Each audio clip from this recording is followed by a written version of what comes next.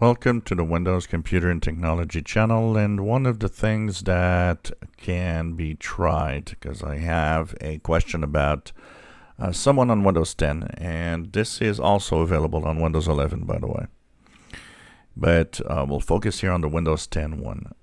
So the software, he installed a software that he had. It worked fine before, didn't need it for a long time, and of course it worked on Windows 7.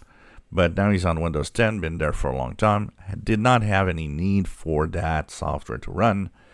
But because of the nature of the software that has a very specific file format that no other software can handle, he needs to actually run the older software to extract the data, and then he can convert it. But he first needs to access this.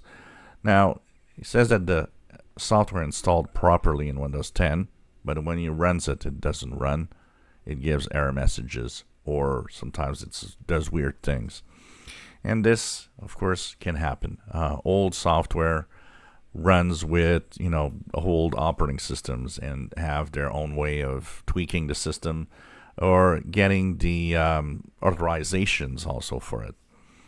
One of the things that I will say first of all, if you are to install something in Windows 10 that is an old process, you have that file that you click on, and that starts the install process.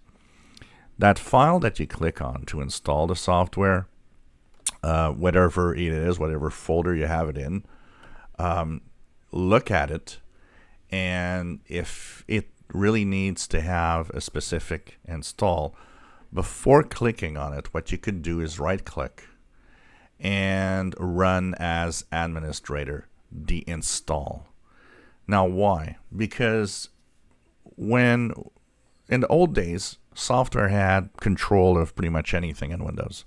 So when you were installing a piece of software, it could choose the folder and the place where it goes and put its files there, and everything was fine.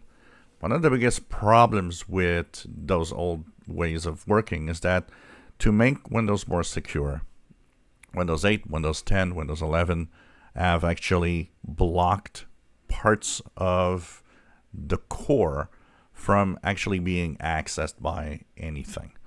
So what happens is that the software might want to create a folder in a place where it can't anymore, because now you need permissions. So by running the install as an administrator, this actually might fix the problem of the install of the software, and it might actually work after. Why? Because running as administrator, when it wants to write to some of the folders that it's usually blocked, because you have all the rights as an admin, it will actually let the software do it. And that might make a difference between it works and it doesn't work. So this is the first trick that I will give on installing old software to see if it can work or not.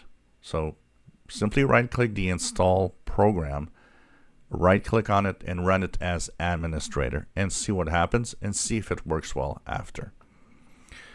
If you enjoy my videos, please subscribe, give us thumbs up. Thank you for watching.